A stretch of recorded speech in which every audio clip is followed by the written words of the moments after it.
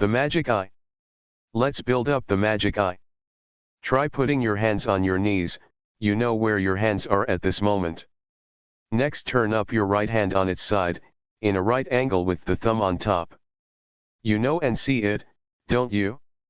Then lift your right arm up straight, about 30 centimeters. This, you know and see also. Then you put your right hand on your belly button. You know this too. You see this too.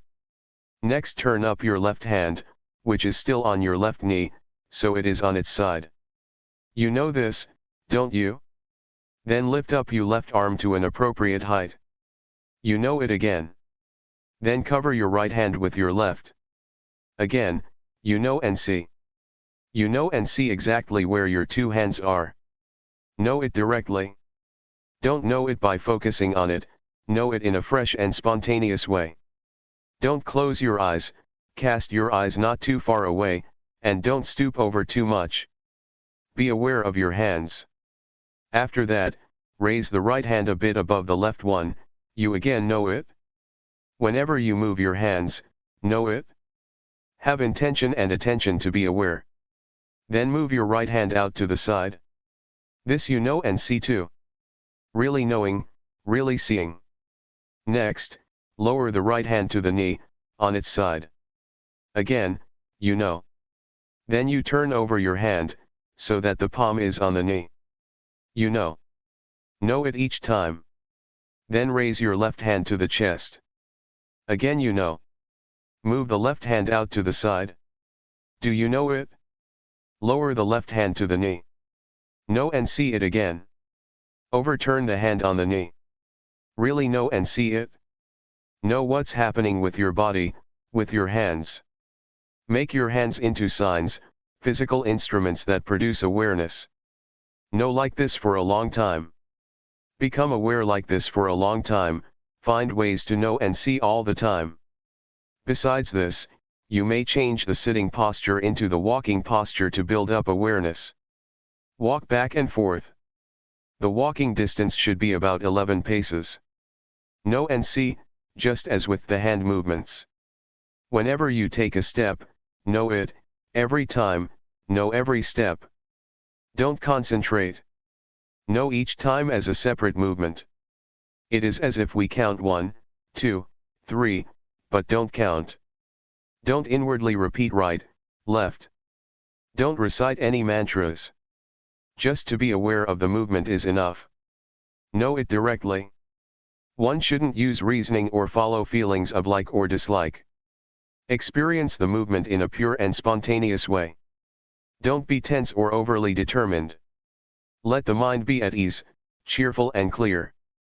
Be diligent to know. Keep finding ways to know, always. Things that can be known really exist.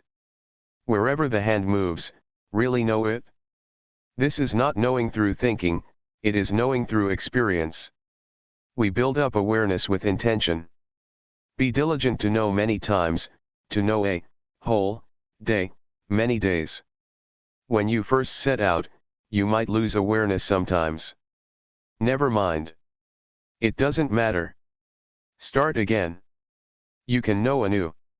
Have you ever been with this knowing for a whole day? If you had time to train yourself to be aware like this for a week, would that be a good thing? So far, in our lives, have we been with awareness or without awareness? We must change the posture with awareness. Don't just change as soon as a thought comes up to change. Beware of thoughts to change the posture, don't let thought guide you. Let yourself be guided by awareness. Find ways to know and see like this more and more. We determine to watch. We know the body. Various conditions may arise that make us lose awareness. Determine to watch the body as it is moving. But there will be things that make us deluded. For example, feelings, painful feelings arise by themselves, they are conditions of the body. We don't go and look for them, they arise by themselves. See them, don't be caught up in them. Don't let there be a self in feelings, they are feelings by themselves. We have the magic eye now, we are the watcher. Now, and we are no more the one who is caught up. Whatever arises, we look. There is no I, in feelings. Watch and see. They are there, they exist by themselves like that. Whatever comes up, we are the watcher. That there is pain and aches is called Vedana, feelings, in Dhamma language. In ordinary language, we call it happiness and suffering. They are there, they exist together with Rupa, the body. This kind of suffering cannot be solved, it can only be diminished. Relate to these conditions in the right way. Don't get caught in them. They are not a self that should be grasped or held onto in any way. This is the magic eye. We see now that things are just like that. That is the way that they exist. Whether one knows or doesn't, that is how they are. It is their nature to be like that. They are conditioned like that. There is not any self. Next, one will see the mind that thinks, without having to look for it. The mind thinks by itself. It stealthily thinks by itself. We see it again. Don't get entangled in thought. Don't look at thought through thought. We possess the magic eye now. We just watch on and see things continuously. Then we return to look at the body. See the body as it is moving this way and that. As we're moving the hands with intention, as we're doing walking meditation or when we're not moving our hands, when we're in another posture, watch it and see it. Become skilled in watching and seeing. There is just the one who is watching, one doesn't become the one who gets caught up in things. Before, we got carried away with the various conditions. We would lose ourselves with pains and aches, with the heat and the cold, with hunger, etc. But now, we know how to separate, the body is one thing and the feelings of pain, the aches, the heat, the cold, hunger, etc. are another thing. The stealthy thoughts about them, is yet another thing. The kind of thoughts that we don't intend to think. We see this now. Don't believe all of those stealthy thoughts. Don't go and follow all those sneakily arising thoughts. Don't let them fool you. Mistakes will arise from it. There are two kinds of thought, one is thought that we intend to think, another is thought that stealthily arises by itself. When we determine to watch the body, thoughts about this and that will arise. Don't be fooled by them. Don't let there be a self in thought. Look at the body that is moving, here and now. Deliberately make movements. Depend on the body as a sign, as a foundation, as a refuge. Just as when we stick to a post in the middle of flowing water. When we let go, we get swept away. Then we struggle to get hold of the post again. This is just the same, when unintentional thoughts arise, don't get deluded by those thoughts but come back to watch the body, as it is moving, right here. This is the magic eye. To watch like this. Be skilled in it and familiar. First stay with the body, you shouldn't go and mess with thought. It is just like reading a book, the more we read, the more we get involved in it, because we remember and we understand. Unintentional thoughts are one thing, deliberate thoughts another. Whenever sneak thoughts come up, we are aware. It is as if we oppose the stealthy thoughts. Whenever thoughts arise, know it in time. It means that we are teaching them. We can laugh at and ridicule the thoughts. As soon as we see the sneak thoughts, they stop. Those thoughts have no intelligence, they don't have power. But when we don't keep up with them, they become mighty and they pull us along with them. Sometimes there are various manifestations that arise together with thought, and they become a mind state. For example, restlessness or sleepiness. Or an uncomfortable, irritating mood arises. The mind gets concocted in various ways. Don't surrender to these things. Watch them. We now have the magic eye. Whatever happens to the body or our mind, we watch the whole lot. It is fun to watch, fun to see. There isn't much to it. Really look, more and more, and the conclusion will be that there is only just body, feelings, mind, and mind objects that arise with the body and the mind. Pains, aches, heat, cold, hunger, etc., appear with the body, they are conditions of the body. The mind that thinks of this and that is appear with restlessness, doubt, sleepiness, etc. These things are conditions of mind. Watch them, see them. We have the magic eye now. The more we look, the more we see clearly. Watching and seeing is experience, it is a good lesson. The state of watching leads to skill. Whatever we see, we realize. Before, we never discovered these things, we never saw. But when we discover and see these things often, we see clearly, just like seeing a person, we remember his or her face, and we know his or her character, that is a good person or a bad person, we know how to associate or not associate with him or her. We see what is what. The body, feelings, the mind, and mind objects are just rupa and nama, materiality and mentality. That which sits here and walks, is rupa. Thinking this and that, is nama. These two things live together, one cannot separate them. When they get separated, there is immediate death. The magic eye really discovers and sees this, so one realizes and truly sees things as they are. Materiality is a lump, but it is affected by heat and cold. No heat, cold, hunger, etc. Feelings and thoughts that make us get up, walk and move, that no, are mentality. These two things are together. Sitting here is rupa, thinking about something is nama. The magic eye truly meets with and sees this, one realizes it. Before, we didn't realize it. We were deluded for a long time. We lost ourselves in the various conditions of body and mind. We gave into those manifestations that order things around. They make us laugh, make us cry, make us love, hate, and follow greed, aversion and delusion. We think that all of it is us. We are slaves, serving the various conditionings. We surrender to those conditions that order us about. Rupa, the body, is a lump which is a slave of nama. Whatever the mind compels the body to do, it does all of it. It says to get drunk, to smoke, to take a gun and shoot oneself, to hang oneself, to swallow poison, it does all of it.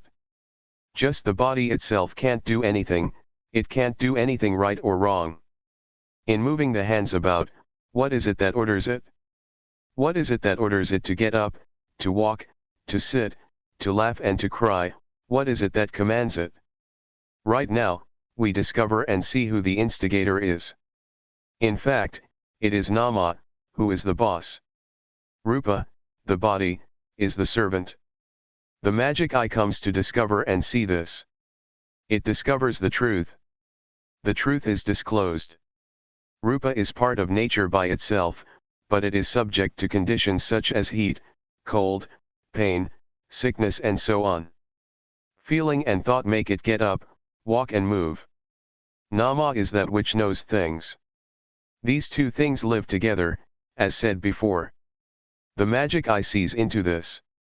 Things are revealed.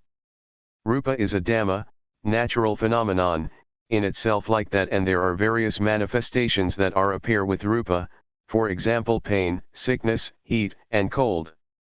Nama cannot experience it, but it has power. It is cruel and unfair to rupa.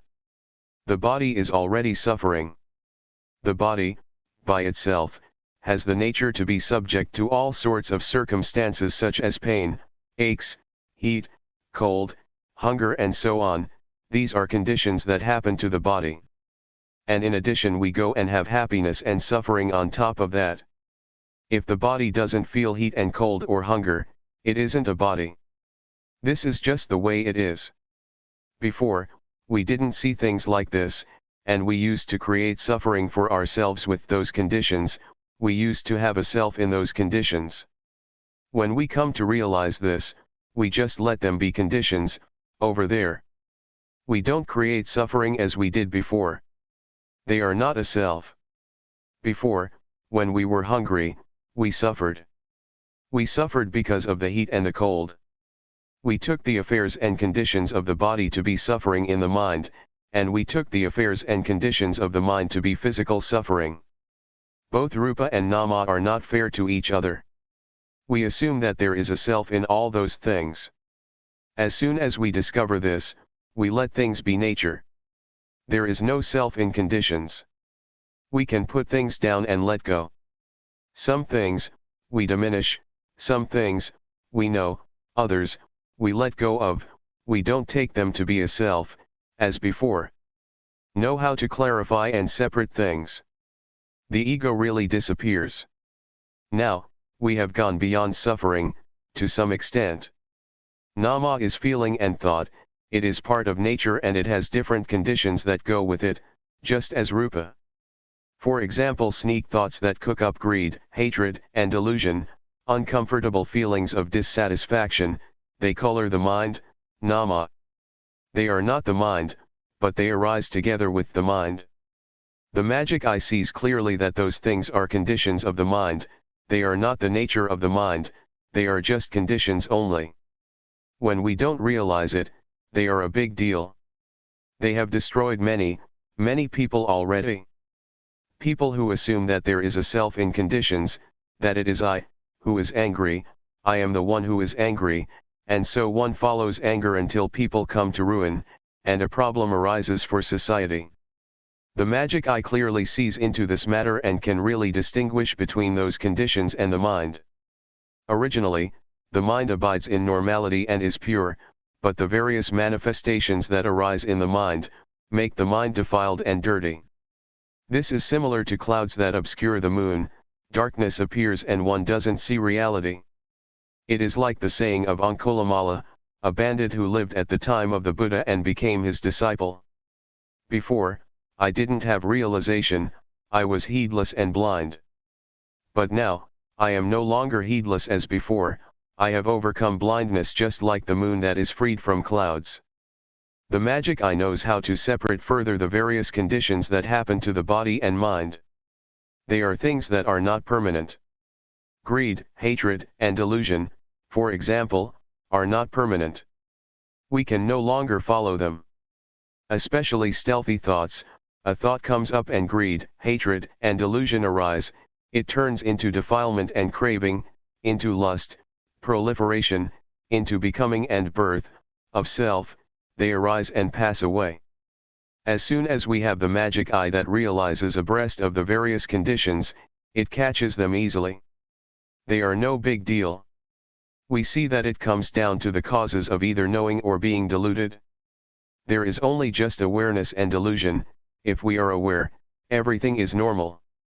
Awareness is the grandfather and grandmother of goodness and rightness, it is the birthplace of virtue, sila, firmness of mind, samadhi, and wisdom, panya. Moha is delusion, it is the grandfather and grandmother of everything that is unwholesome, it is the birthplace of anger, greed, delusion, of proliferation leading to suffering.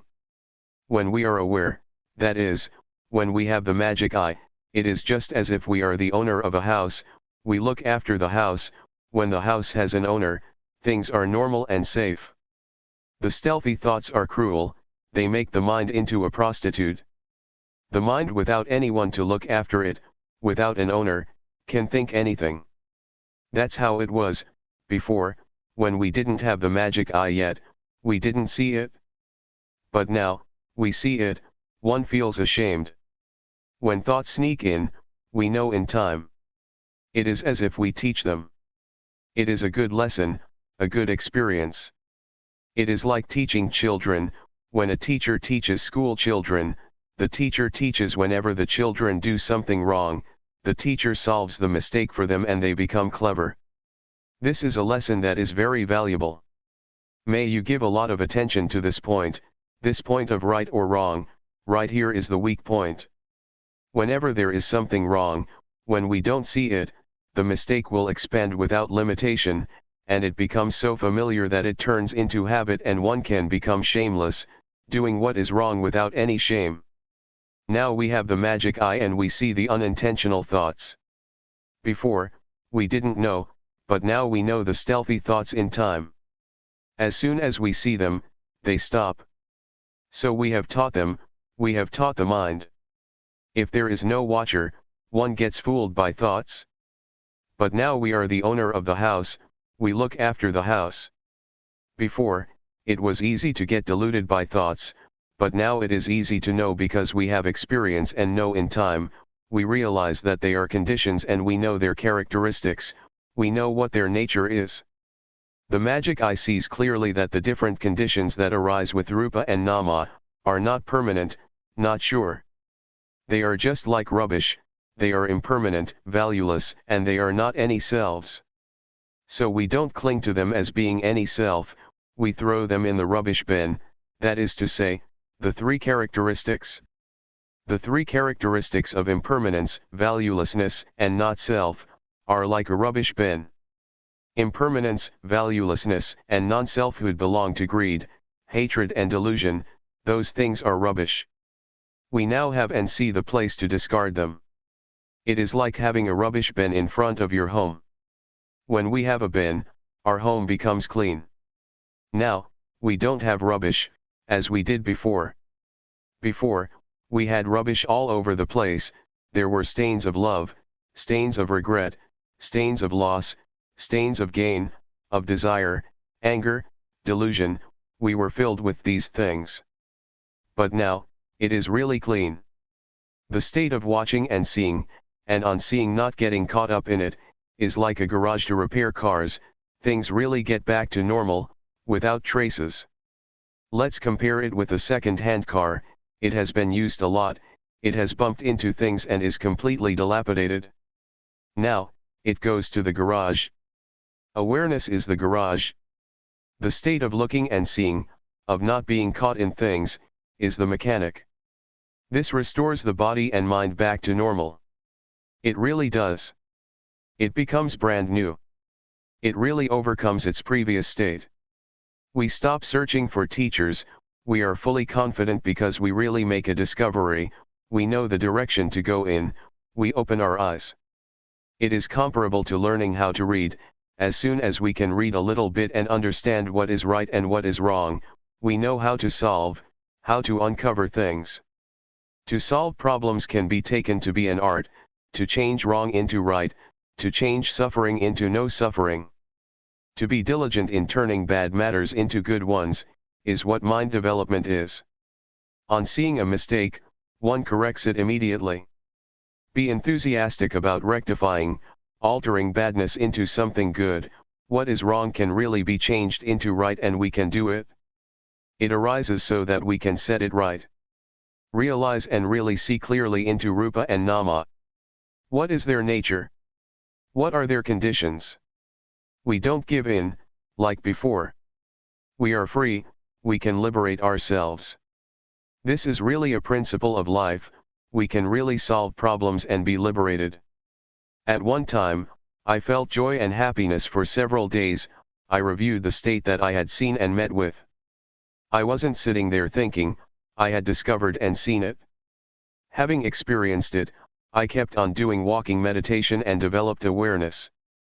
It was Dhammavijaya, circumspection, yoniso manasigara, orderly reflection, not just thinking. The mind was good. I had never seen this before. Some kinds of suffering disappeared, doubt really disappeared. My life changed, I really transcended previous states of the mind. One may call it Vipassana, insight knowledge. Talking about this, it is a profound experience of life, from the past. Let me talk about it a little bit. When I was still a layman and I was developing awareness, Luangpor Teean walked over to me and asked how I was doing. Well, I told him without feeling afraid in any way, I know Rupanama Luangpor. Luangpor protested, people who don't know Rupanama are crazy. I immediately answered, yes, before, I was really crazy, but now, I'm no longer mad. Luangpor Teean walked back and forth under the shady trees, where I used to practice. I was sitting there and I wanted to talk, but I restrained myself. I listened to Luangpor. If Luangpor Teean didn't say anything more, I would talk to him. Luangpor Teean said, knowing Rupanama is just that much, it is not useful.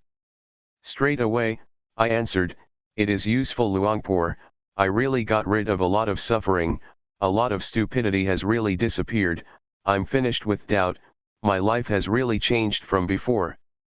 I never knew or saw like this before, the things that I know and see are real. I wanted to say many things but I restrained myself. This compares to having thousands of dollars in your pocket. When someone says that we don't have money, how could we believe it? The money really can be used. I waited for Luangpor to say something.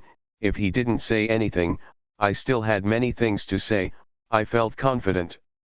Luangpor Teean said, it is useful, but only a little bit, similar to a frog that has never come across water. When it finds some water in a coconut shell, having struggled to find it, it can play and drink, but it's only just a little water in a coconut shell. If it's happiness, it's only a little happiness. If it's knowledge, it's only a little knowledge. There is still much more water in a pond. Your knowledge is just a little bit of basic knowledge. Do you really know? I answered, I really do. I was still a layperson at that time and I had never known or seen anything before. If you practice more, wouldn't you know more than this? Yes, I will keep practicing without wavering, I won't practice any other way. Luangpor Teean taught many things. He said to do the rhythmic meditation and walking meditation faster than before. Work with the mind, watch the body with sati, awareness, watch the mind with sati, watch the mind with the mind. Watch and see suffering, watch the suffering of Rupa and Nama, Rupadhamma and Namadhamma, the disease of Rupa and Nama, the convention of Rupa and Nama. One is very confident, the path reveals itself. It is like demolishing a house, we know what to take apart, what to do first and what later, things go in one direction. It is similar to having found a path, we can walk easily, conveniently, and comfortably. We watch and we see suffering, we see the suffering of Rupa and Nama. Rupa has a lot of suffering, it is waiting for us to look at it, from breathing in and out, swallowing saliva, blinking the eyes, to standing, walking, sitting, lying down, eating and making bowel movements, they are ways of the body to relieve and diminish suffering. The body is a lump of many kinds of suffering, so many that I am not able to describe all of them. On seeing like this, one feels sad and has pity on the body, until tears well up. Before, I smoked cigarettes. How can one still burden the body by giving it cigarettes to smoke? I stopped smoking. This insight spreads effects to anger, desire and delusion which create suffering for the body. The mind is suffering as well. We see the suffering of Rupa and Nama. The body and mind affect each other, they don't treat each other in the right way. For example, heat, cold, hunger and pains, create suffering for Nama, until one is unable to sleep at night, unable to eat and sometimes diseases, pain and even paralysis arise because one thinks a lot. All kinds of stomach disorders arise. Let me give an example. At one time, I went to teach the Dhamma in the north, 3 monks came with me. We traveled in an orange car. We had to sit in the back, squeezed together. It was summer and the weather was very hot.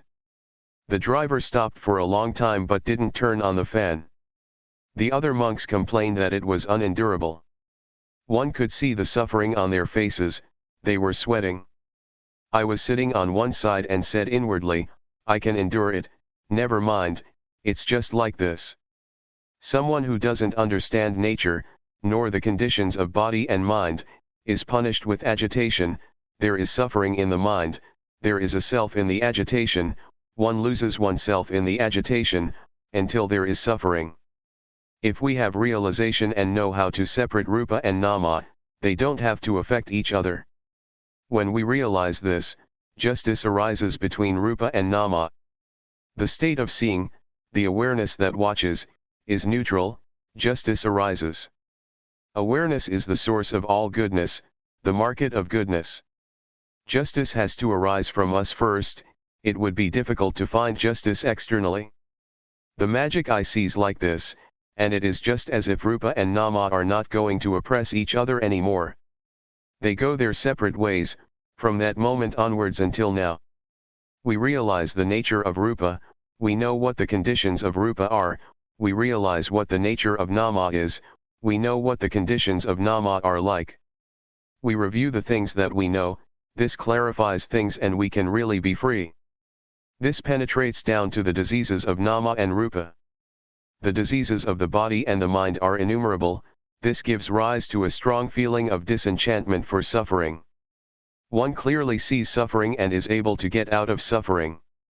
The body and the mind act, they do good or bad, because of this rupanama, they abandon evil and do what is right, because of this rupanama. Real confidence arises about this. Another thing is rupadhamma and namadhamma, it is their nature, it happens by itself, nature reveals itself. Wherever there is suffering, all of it is revealed. We know all around. Now, we see the state of life, it is a principle. There are right and wrong principles. Before, we used to believe all sorts of thoughts, for example, knowing what merit is through thinking. Thinking according to what people say, thinking that one gets merit from this or that, from something external. Sometimes, making merit is just a matter of rituals and praying, something external, and the fear of doing evil is just thoughts about falling in hell, or becoming a hungry ghost, a demon. But now that we have discovered and seen things, we abandon what is evil and do what is good, that's what we use the body and mind for. Doing good has a good result, doing evil has an evil outcome. This is what religion is, religion means oneself. Not thinking, doing, or speaking evil things. If anybody still thinks, does, or speaks evil, it means they are still without religion, even though they may say, Buddhang saranang gacchami, Dhammang saranang gacchami, Sanghang saranang gacchami. I take the Buddha, Dhamma, and Sangha as my refuge. This is talking like a parrot, those people still don't have a religion. Merit or wholesomeness is the mind that is good, the mind that has realization, that really sees things, that is wiser than before. The magic eye sees like this, it experiences things like this, there is no need to ask anybody whether one gets merit or one is doing evil. It is similar to having eaten one's fill, do we go and ask someone whether we are full yet? We can answer that ourselves, there are no questions, only answers. Others can't give the right answer, we have to answer ourselves. When there is watching, seeing arises, when on seeing, there is no being caught up, it is liberation, it is right there. The various kinds of suffering let us know. Relate to it in the right way, some kinds have to be diminished, others have to be known.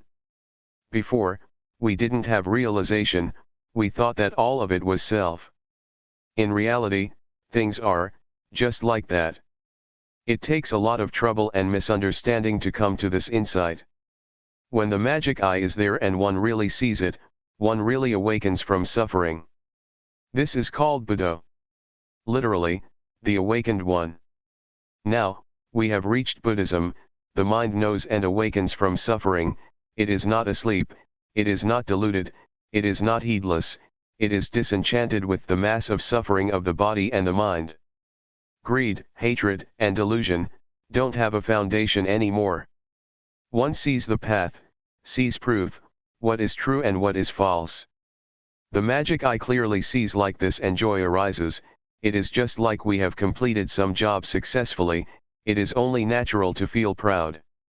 The truth is revealed, nature teaches, the time has come. One penetrates convention, which is very different from these words. It is an appearance, like light destroying darkness. That's what happens, at that time. Convention cannot remain, it is seen and penetrated. One inclines to the direction of freedom from suffering, one might say.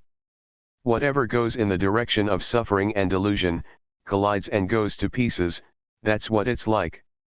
Seeing convention means to see that things fall in the hands of I, all kinds of stupidity and delusion abide in the forest of convention. That's what the magic eye sees, nothing can conceal it. This really dismantles foolishness and illusion from the mind. Both body and mind are really light. Similar to carrying a heavy load many days, a long way, when someone takes the load off our shoulders, we feel so light that we can hardly stand on our feet. The mind is so light and empty, that it seems that our feet don't touch the ground when walking. Body and mind really feel light. Stupidity, foolishness, and delusion are shattered, even before we've started to use reasoning, they just drop off. It is like spotting a wild animal, as soon as we see it, it sees us, and it runs off without us even chasing it away. There is an enormous amount of convention, the world is full with it. I'm not able to describe all of it. Material things, words, fame, convention takes it all in. It is real in the ways of convention, but not real in the sense of ultimate meaning, paramatha. There is a self in all of this convention, my love, my hate, my gain, my loss, my likes, my dislikes, mine, yours, I'm better than you, you're worse than me. I and you, it's full of it, until it becomes clinging, and discord, arguments and fights arise between mine and yours. One loses oneself in convention. One thing is assumed and liked by some, but disliked by others. Sometimes we say good, sometimes we say no good. Having made a supposition, there is fear, or there is boldness. There are all sorts of conditionings, inside as well as outside, the world is full of them. It covers the minds of those who don't have realization and don't genuinely see. In the past, I was a superstitious healer, I had learned many incantations. I used to recite them all night. Still, that wasn't enough. I had to recite some chants as the occasion arose. If somebody wanted me to chase off a ghost, I had to chant the verses for chasing away ghosts. If I didn't recite, I wouldn't be fluent. Some incantations, I had to recite until I became as big as the room and my skin became tough. If on reciting, I didn't become big and my skin didn't become tough, I couldn't stop and should recite more fluently. I was really going for it, I thought I was a special person, but in fact, it was all just madness. In the past, I had tattoos all over my body, but they were red, you can't see them. If they had been black, I probably would be a statue of foolishness. All this has fallen in the well of realization, of really seeing clearly. It cannot remain, there is only incisiveness. This turns into analytical knowledge, knowing and thinking a lot. I knew in this fashion for many days, sometimes I wouldn't be aware of movements, I would just sit there thinking. It is a kind of joy and happiness that is hard to describe, I never knew like this before. When there is realization and real liberation, one goes for the knowledge and happiness. But I had heard Luangpor Teean teach after the morning and evening chanting, which I applied to my practice. He taught that when there is knowledge, don't be the one who has knowledge, when there is happiness, don't be the one who is happy, watch and see it, don't be the one who is caught up. This is an excellent principle, it is a formula that lets one pass anything. One could compare it to a freeway, highway, or expressway, one can pass all the time, there are no traffic jams. Whatever one meets and sees, that thing tells us what the truth is. Both rightness and mistakes tell us. One sees suffering and so one can be liberated from suffering. On seeing what is wrong, one knows what is right, seeing one's foolishness, cleverness arises. One really experiences and sees it. The state of watching and seeing is something excellent, there is liberation in it. For example, we see a snake, we don't get bitten by the snake. We see suffering and delusion and we become clever, not stupid anymore, and there is confidence. Seeing convention, objective matter, ultimate meaning, paramatha, and changing conditions. As I described earlier, before, I would derive something good from other things, externally. But on really seeing and clearly knowing things as they are, it is like life is under our control and we use the body and the mind in the right way, so that we proceed to the complete ending of suffering. This accords with the words of the Buddha, who said one who studies and practices, will really know and see the Dhamma that should be known and seen. In proportion to one's practice, the results of practice are not limited by time. The magic eye watches from the beginning. It is supportive because one is clever. It is comparable to studying at school. A kid is clever and finishes elementary school, he or she enters high school, and because of being clever, he or she studies on at a university. Or compare it to a skilled workman. He has his good, old saw, hammer and chisel. He's been using it for ages until his work is an art. It is superb and he is well trained.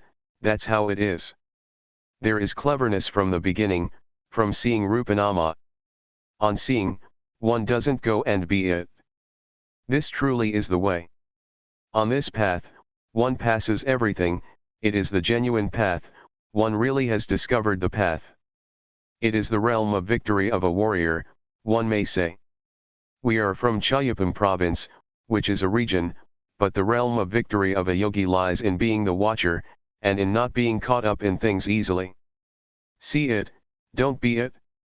Whatever it may be that comes up that is connected with the body or the mind, do your duty of being the watcher, don't go and be it. This is the genuine magic eye. It makes a difference. Life is brand new, compared with before.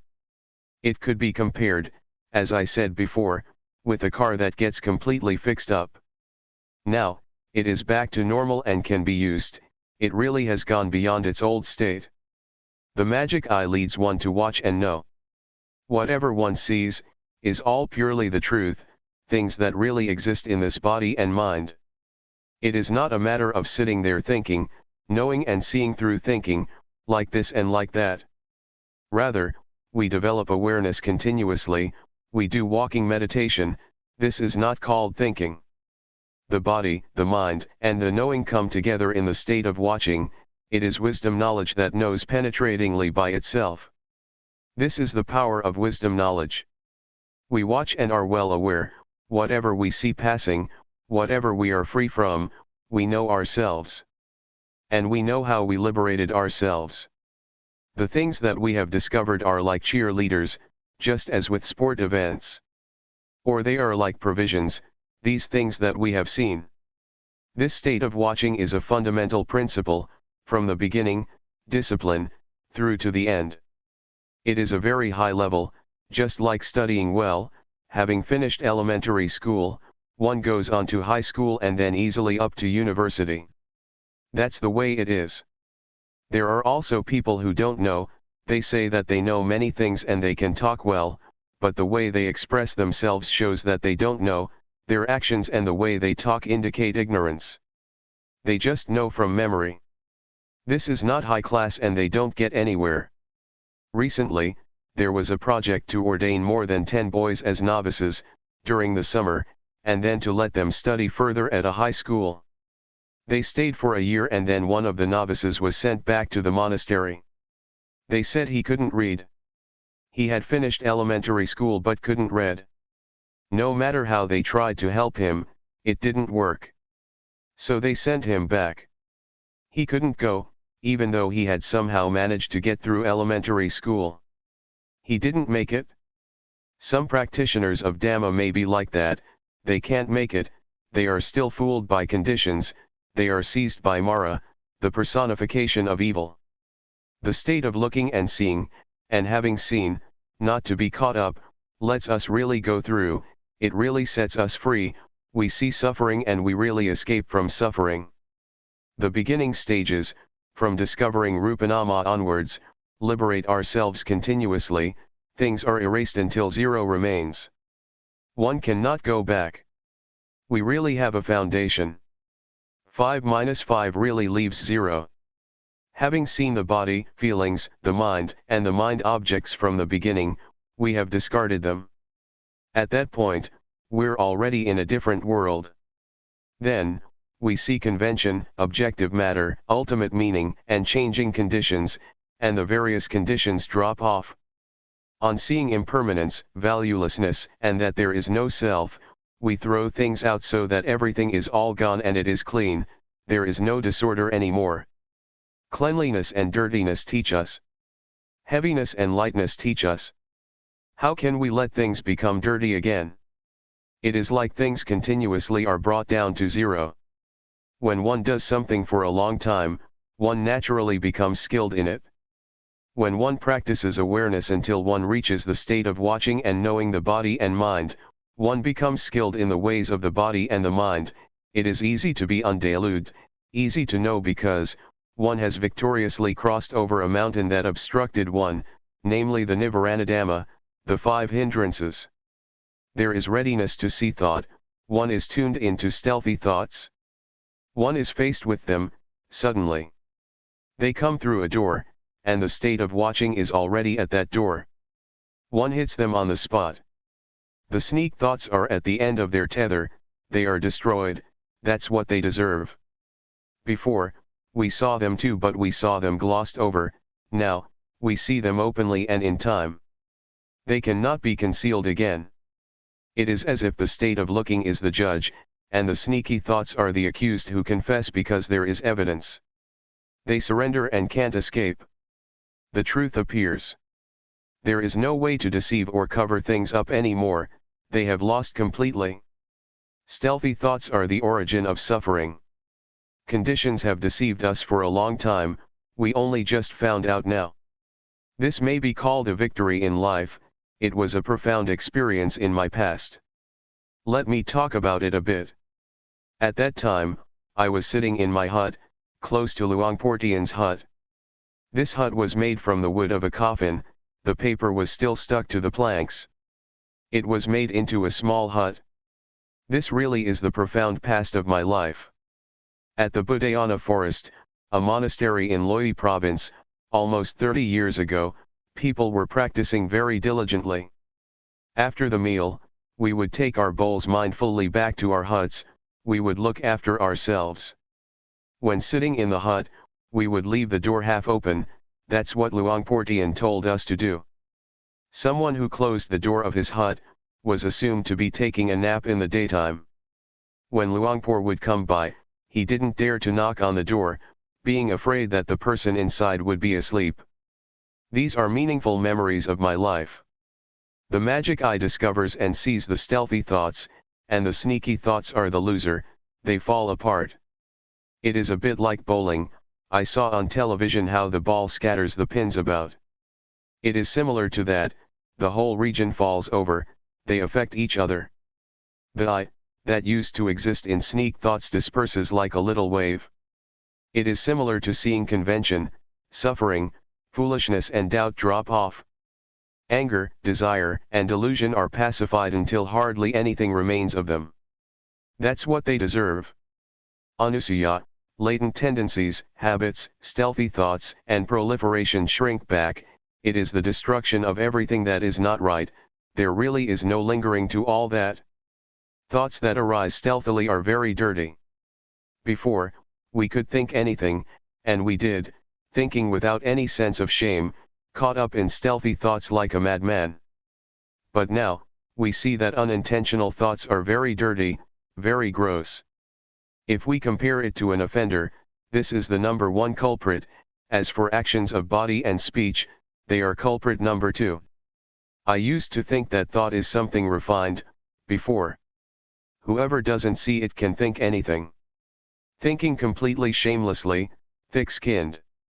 Now, we see the sneaky thoughts as the root cause, that is to say, delusion, moha.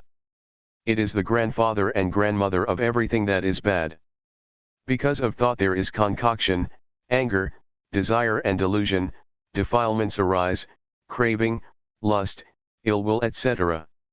I have said many times that there are 2 kinds of thought, namely, intentional thought, this is vijja, knowing, it is wisdom. Stealthy thoughts, the second kind, are avijja, not knowing, delusion. When seeing like this, it is as if the mind has escaped from fog and clouds, the mind is pure. When thinking, one thinks specifically and orderly about a particular matter, one thinks with a pure mind, there are no moods interfering. Life is crystal clear, each thing is exact.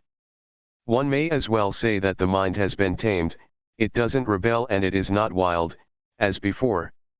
There is a change in the mind, at this point. The mind is on a higher level than before.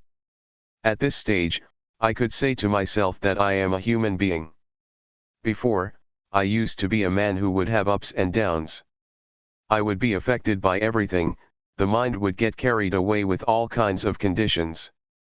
But now, it can no longer be like that. This is what it means to be a human being. Being over-serious and tense, the mind that goes up and down, these conditions are worthy of being fed up with. I feel ashamed of those states of mind. Putting it another way, at that time, I was an angel because I had a sense of shame towards myself. I didn't dare to do, say, or think bad things. Even though somebody else might not see it, I would see it myself. I am ashamed of evil, of unwholesome things. Angels came to help me, not the angels in the sky, outside of me. This kind of angel came to support me, it helped me not to have troubles and suffering. I was a god, because I had only loving kindness, compassion, sympathetic joy, and equanimity. The mind was full with love and kindness, without limitation. The mind was stable, not shaken, like a solid rock that doesn't tremble in the wind. Now I have a home. I am the watcher. It is a victory that is safe. It is the peak of being a human being. I closed the doors to bad destinations. I can guarantee that I'm not going to be a hungry ghost, a thick-headed demon, a hell being or an animal. Now, I have a refuge, life is stable. I am definitely a human being, the mind is exalted, like someone who is on a high place, he or she is able to see people who are lower. We've trained the mind and it really is finished with its wicked tricks. The mind is exalted. Being born as a human being is a great gain. It is a great gain because we can train ourselves to be aware, until there is no more sneak thinking to be found. This arises from training oneself. It is not as if we are a human being as soon as we are born. When one takes ordination as a monk, a senior monk asks in the ceremony, "Are you a human being?" The candidate answers, "Yes, sir, I am a human being." Before you can be a monk, you have to be a human being. One has to train oneself well, until the mind changes, then one has a foundation and one has the right to ordain. One doesn't act, speak, or think in evil ways. I dwelled in the state of normality for many days, before I knew that I had sila, virtue. I knew it after I had it. I saw it because it was there. It is not knowing through thought. I made contact with virtue, samadhi, firmness of mind, and panya, wisdom. Both the body and the mind are in a state of normality. Normality of body, speech, and mind, is what virtue, firmness of mind and wisdom is. The body is normal. The mind doesn't have highs and lows. Wisdom is to understand conditions thoroughly, from knowing Rupanama onwards. One overcomes proliferation, really being liberated from it, it doesn't come back again. It is like we have a good job and enough money, there is no hardship as before, no more struggle and endurance. Virtue, firmness of mind and wisdom, together with the angels and gods, all come to aid. Someone who is angry, who has desire, is deluded or is suffering, is a poor person. It is like that. Even though I was doing walking meditation and building up awareness, it all came together in just being the watcher and the knower. It is the same seeing. This is the eye that sees the Dhamma. At this stage, one has escaped from danger, on one level. The hindrances, delusion, and restlessness don't come to bother one, one is going towards having virtue, firmness of mind and wisdom, fully. The state of watching and seeing, and on seeing not being caught up, is the path. This is what it means to live the spiritual life. Purity arises, virtue is pure. The six senses, i.e., the eye, ear, nose, tongue, body, and mind, become composed by themselves. One doesn't have to sit with the eyes closed in order to get away from something.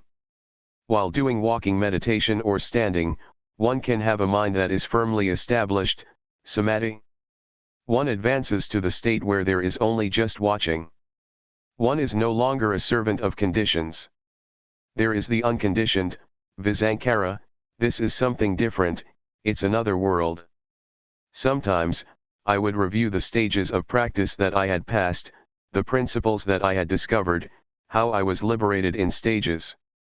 It's like going on a long journey, one passes this town and that village, leaving them behind, which indicates the direction of the goal. Let me give a comparison. At one time, I traveled to the south to give Dhamma teachings. The distance is about 1,500 kilometers. A driver took me there. He said it would take about 12 to 13 hours. I thought it would take longer because an air-conditioned bus, leaving from Bangkok, takes 15 to 16 hours. From Chayapam province to Bangkok is nearly 400 kilometers. It wasn't very long and we were past Bangkok, having the midday meal. The driver drove quite fast. This really indicates the direction our destiny is in. We reached the place in the south as the driver had predicted. This is just the same, practicing Dhamma is like that. When one practices in the right way, it is like rolling a boulder down the hill or like sitting in the right bus, it will take us to where we want to go. It is really safe, one really experiences merit and wholesome things, one really shuts the door to bad destinations, one really continuously overcomes dangers. Entering into the state of looking is life summed up, leaving just a handful. There is nothing messy, as before. Life is simple, without burdens. This state of watching is the diamond of the Dhamma, it penetrates down to the Sanyojana, fetters, it is the point where the door of reality is opened, nothing can obstruct it.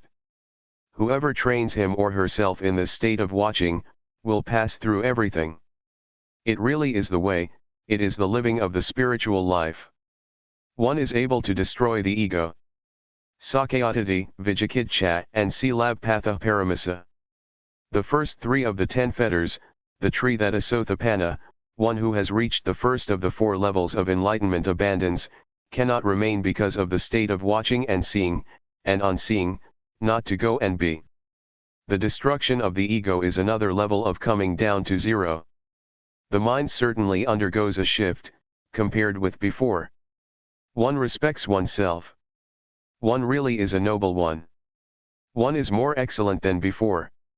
I used to hear Luangpor Teean teach that there are 3 levels of goodness, namely, good, better, and best, that's how he taught.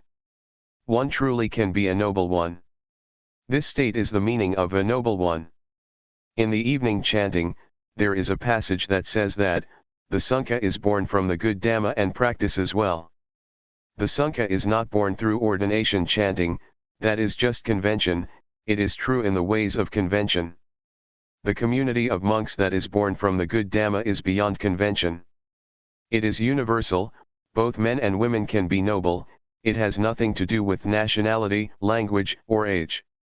To be born from the good Dhamma means one trains oneself, to be aware until one reaches the state of watching, this is the door of the good Dhamma. When the state of watching is well cultivated, one is far from enemies, far from defilements. When compared to traveling, one goes further and further away. One leaves anger, desire, delusion, and suffering behind one. This is called a noble individual because one is far apart from those things.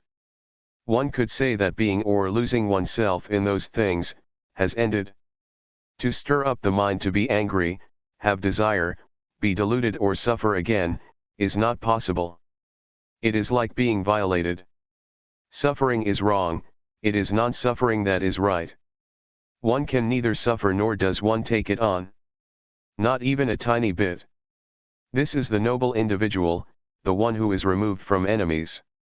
Suffering is an enemy to life. One is far away, one is not stained, there is supreme sila, supreme samadhi, and supreme panya. There is complete normality, which is the standard of life, one may say. It is the freedom of life. It is nature. Nature is what remains. Proliferation is all gone, it has turned into purity. One steps towards victory, the time has come. Things have become easy, whatever we watch and see, finishes. There is nothing stuck in our minds, zero. Things drop off, we don't want them, there is only emptiness. Taking the mind as measure, when one has desires, it shrinks up all the more, it is all the more deficient, but when it is empty, the more full it is, the more perfect, the more sufficient. It is like the saying of Ruttapala, who was an arahant, fully enlightened one. He said, "The world is by nature unsatisfying, there is no fulfillment, and people are slaves of desires and defilements. Nobody can ward off the world, nobody can be above the world. The world is form, sound, smell, taste, touch and mental objects. The eyes, ear, nose, tongue, body, and mind are never content. Who can find fulfillment and satisfaction from form, sound, smell and taste? And whoever hopes to be in control of happiness and praise, will be disappointed. Don't claim to be the owner of things, because when things are separated from us, you will suffer, feel bad and be broken-hearted. We have the opportunity to become skilled in studying our life, it is the art of extinguishing suffering. It is like walking on a smooth path, not bumpy. Now we have come to a point, where it could be said that there is friendship in our lives, it is the standard for our lives, one cannot return to that state of bumpiness anymore. It is genuine experience. This is not just sitting there thinking about it. When reaching this point, things come together as one. It is the state of watching, it is wisdom knowledge. As I said before, this is being far away from enemies, one really has overcome enemies. The ego has really been nullified. Irritation, conceit, holding to views, sensual desire, desire for forms, formless desire and clinging, have all come to an end, the cankers of sensuality, being, and ignorance have been destroyed. It is the knowledge of explosion, finished, the whole lot of it. Whatever is not Dhamma has all disappeared. Life has tuned into the spiritual life. Really pure and liberated. The body doesn't do anything bad, the mind doesn't think anything evil, and speech doesn't say anything that's no good. They have been pure for a long time. All defiled actions have dried up without anything remaining. It is like a dried out fruit that, all black and shriveled up, still hanging in the tree, it doesn't have any effect on the tree, it doesn't have any seeds and it cannot grow up anymore, even when planted. I bring up some comparisons because the truth is hard to express. Purity and perfection are powers. They make things easy, just like rolling a boulder downhill. There is supreme virtue, supreme firmness of mind and supreme wisdom, the aggregates of sila, samadhi, and panya. There is security and one enters the realm of the noble ones. It is the superb path, the exquisite path. It is not knowledge, it is not reasoning, it is beyond reasoning. It is as if things are dispelled, there is reflection on the Dhamma, it is dispelled and joy and happiness remain, that also is dispelled and the knowledge of equanimity is what is left, that is dispelled and there is not any self anymore. It is the remainderless extinction of perception, one cannot find any perception, not even a tiny speck of it. Talking about emptiness, this is emptiness, talking about fullness, this is fullness. It is full of nothing, and it is void of all kinds of having and being. It is comparable to a flood, the flowing water sweeps the rubbish away from the streams and canals until it is all gone, one attains to the knowledge and fruits of practice. It is nature, it is the law of nature. It is like green bananas ripening and becoming yellow, the astringent taste turns into a sweet taste. This is nature, this is the law of nature, it has nothing to do with reasoning. One doesn't know exactly how the lock is opened, it is the Dhamma, it really is the law of nature and it is beyond speculation. It is as if the body, feelings, perception, volition, and consciousness have a job, they have their duties and they are diligent at doing their duties. But it is a job that is bound to fail, just like little children playing with sand, they are diligent to build sand castles but it won't be long and they are destroyed. But now they work together, they stop together, they come to a halt at the same time and everything returns to nature. The body, feelings, perception, volitional formations, and consciousness go back to nature, there is a separation, they go their own individual ways. At first, one still tries to connect them but it is no use, it is like trying to connect two different things with each other, it may look like they are connected but they are not, they are separated, they have returned to nature and they can't become one, in the same way that a rope that has been cut can't be put together. There are just movements left. It is the end of self. There isn't anything further to do. I reviewed the stages of practice, I was quite skilled in them. It is the art of life, more so than any form of art in this world. It is the state that is beyond birth, aging, sickness and death, it is the final destiny of life, all forms of life must reach this point. It has been worthwhile that my parents have raised me, that was in order for me to come to this ultimate goal, right here. It has been worthwhile, all right? This is not sitting there, figuring things out. To be in that state, is not the same as knowing it. When life has come to this point, everything falls in place, the only thing left is just movements, of body and mind. Insight, the fruits of practice and nibbana, coolness, really exist.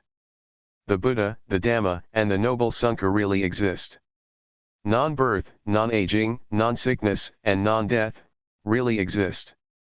The magic eye induces you to watch, see, and know many things, up to the last goal of life. I'm just summing it up, I don't give a lot of details, just the states that can be found in our bodies and minds. I'm talking about us, people, from the beginning of building up awareness with the body and the mind, both the body and the mind are objects for awareness. Then, we come to the state of watching and one is the one who sees, not the one who is caught up. One continuously discovers things about the body and the mind. One has realizations and sees clearly. There is nothing that is concealed or hidden. On seeing what is wrong, one overcomes it, on seeing suffering, one overcomes suffering. I would like to make this known, so that you may all try out studying and practicing it, developing the knowing a lot. When you see that there is a mistake, solve it, when you see that it is right, develop it. I'm talking here, as a Buddhist. We practice in partnership, everybody is responsible for building monasteries, making merit, and being generous. Some people donate money to build a monk's hut or erect a meditation hall, this makes it convenient to practice. Others establish a fund to provide for food. In this monastery, Vipassana, there is such a fund, quite a large amount, so we don't have to worry about food. Then, there is the Dhamma, the teachings, when you put them into practice, you will be able to truly know and see those things, that should be known and seen. And the results will come, regardless of time and place, one will know and see the Dhamma in accordance with one's practice. I have the intention to be your friend and I am sure that I won't lead you along the wrong path. There are many places, lit institutes, all over the place, where one is able to study. We take it, practicing Dhamma, to be a profession. The details and solutions, you will experience and see when you put forth effort to be aware. Really be aware of the body and the mind, as I have been introducing since the beginning.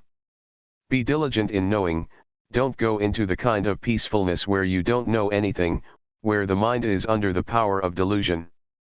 Sitting in peace is laziness of the mind. To pay attention and to have the intention to be aware, is diligence of the mind. Therefore, being diligent can turn into the great foundation of awareness, Mahasatipatthana. When you have a lot of awareness, delusion diminishes or exhausts. Awareness gives rise to virtue, firmness of mind and wisdom. When there is awareness, the six senses automatically become composed. Awareness creates merit and one can let go of evil and unwholesome things. Awareness makes one understand what religion and Buddhism really are. One gets answers from being aware and one will experience all things, wholesome things as well as unwholesome things. There are no questions, there are only answers. One has to answer oneself, others can't give the right answer. One will get the answer to the questions, what does non-birth, non-aging, non-sickness, and non-death mean, and what is the great foundation of awareness?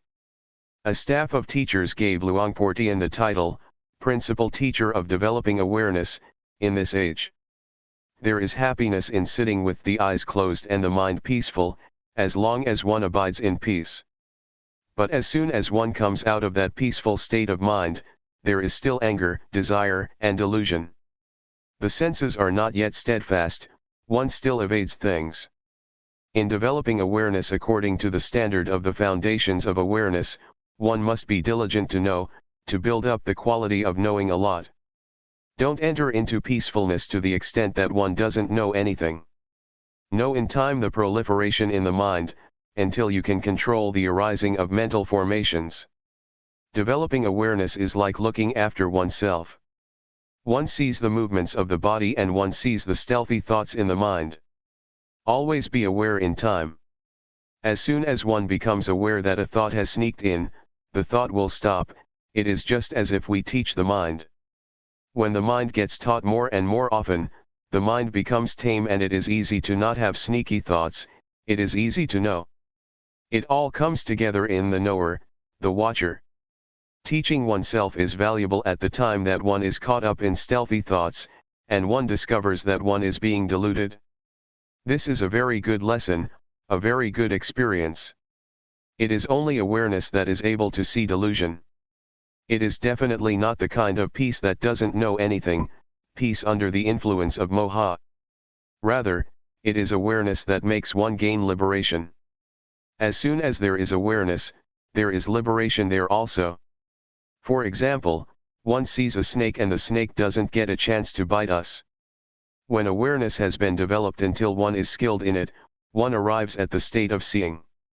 This is the eye that sees Dhamma, that sees suffering, and therefore, one goes beyond suffering. According to the principles of the Four Noble Truths, one sees suffering and gets out of suffering, is liberated from suffering. Seeing the origin of suffering, seeing the cessation of suffering and the path leading to that cessation, works in the same way. In practicing Dhamma, no matter what technique it may be, it must be a way to develop awareness, to be aware. If there is no awareness, it is not called practicing Dhamma. To develop awareness is a universal principle, no matter what religion you may hold to, what nationality you may have, whether you're male or female, young or old. If you breath in and out, turn up the hand or raise the arm, and you're aware of it, we're one, we're the same. We know in the same way. This is where religions meet, at this point. Awareness has nothing to do with rituals. Awareness is awareness. It belongs to the one who is aware. Don't view it only as a form. Awareness is not the breath or the rhythmic meditation, these are only just ways to build up awareness. When we plant rice, we must wait as long as half a year to get results. But in developing, or planting awareness, we don't have to wait for even a split second, we know immediately. Breathing in, we know straight away, breathing out, we know straight away, raising the arm, we know straight away, it is to be known individually, we know it ourselves, we see it ourselves. We don't have to ask anybody, we can answer this ourselves. Developing awareness is to work on the perfections, 10 qualities that the Buddha accumulated before he was enlightened. It is the birthplace of all goodness. Awareness is compared, by the Buddha, with the footprint of an elephant, all wholesome things come together in awareness. Awareness is the real life, it is the present. If the present is good, the future is good. If the present is good, the past is good. Tomorrow exists but no one sees tomorrow, one can only see the present. The meaning of past lives does not refer to before we were born physically. Punyatha, an individual who has performed good actions, previously. Previously is the present. One doesn't have to dive into mother's womb and try to correct bad actions, done in previous lifetimes. The teachings of the Buddha are Hpajadthung, to be known by each person for him or herself, so one should be able to know and see, at this time. One does a good action now, one abandons what is wrong now. Whoever is aware abandons what is wrong, does what is good and purifies the mind. These three things are the teachings of the Buddha, summed up in the Ovada Padimokkha, a short but important exhortation by the Buddha. All of this can be found in us. Awareness is the body, speech, and the mind. Morality, the mind well established, and wisdom, arise at the body, speech, and the mind. Awareness is the source of merit and wholesome things. Merit and wholesome things arise at our very body, speech, and mind. Awareness is where insight, the fruits of practice, and nibbana are born. These things are to be found in the body, speech, and the mind. Awareness can close the doors to the bad destinations. The bad destinations arise from the body, speech, and the mind. To be aware is to be respectful to Buddhism. When one is aware, one doesn't say, think, or do bad things. There is no suffering and one doesn't oppress others or oneself. Whoever is aware has respect for one's parents and one's teachers. In having respect for and loving one's parents, children, wife, husband, brothers, and sisters, one is not a bad person. One does not speak, act, or think bad things, and one doesn't have suffering. One doesn't create it for oneself, nor for others. To love and have respect doesn't mean to worry and think until one can't sleep at night. When one loves, one should be able to sleep. Don't think a lot and suffer until you're unable to sleep. Sicknesses will arise from it. You have a hard time yourself, and others, who have to look after you, are also burdened. To develop awareness is to make progress in all aspects of life. Your health will be good, the society will be good, the environment will be good, even the economy will be good, because of awareness. It changes what is bad into good and what is wrong into right. It changes suffering into non-suffering. And it even changes greed, hatred, and delusion into non-greed, non-hatred, and non-delusion. These are the results of awareness.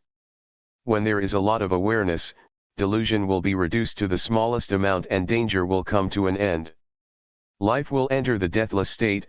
It is eternal life, beyond birth, aging, sickness, and death. And this can be found in this very life. When everybody is aware, all people in the world will live together in peace and coolness in the twinkling of an eye, and everybody without exception will be happy. The excellent path for human beings. We can learn the course of humanity by using the body and mind as our scriptures, that is, to try and be aware while using the body and the mind. To study and watch, to know and see, by using the method of developing awareness as taught by Luangpor Teean Jidasubho, namely the rhythmic meditation of moving the arms, and the walking meditation. To intentionally make movements, in order to first see the body, which is coarse, and later on, to see the mind or to see thought, concocting things up. Let's compare developing awareness with a child learning how to write. When the teacher writes an A, or a B, on the blackboard, the child remembers it and can write it too. Studying and knowing about the body and the mind is similar. First, we have to train in awareness to see the body and mind clearly, then we will be able to use awareness well. We practice the rhythmic and walking meditation, in order to clearly know with awareness the movements of the body. When we see the movements of the body clearly, we will see the mind clearly also. We don't have to go and look for the mind, but we depend on watching the movements of the body, which will automatically take us to the movements of the mind. Keep watching the body all the time, try and watch with intention, acknowledge the feeling that arises at the time the body is moving, for example while doing the rhythmic and walking meditation. In one day, one can know many, many times. While being aware of the movements of the body, sometimes there may be many things that delude one, for example thoughts that arise unintentionally. Usually this happens when we're doing our best to develop awareness. Take it to be a lesson, an experience that comes to teach us something, to come back again to the body and re-establish awareness with the movements of the body. Delusion teaches us to not be deluded.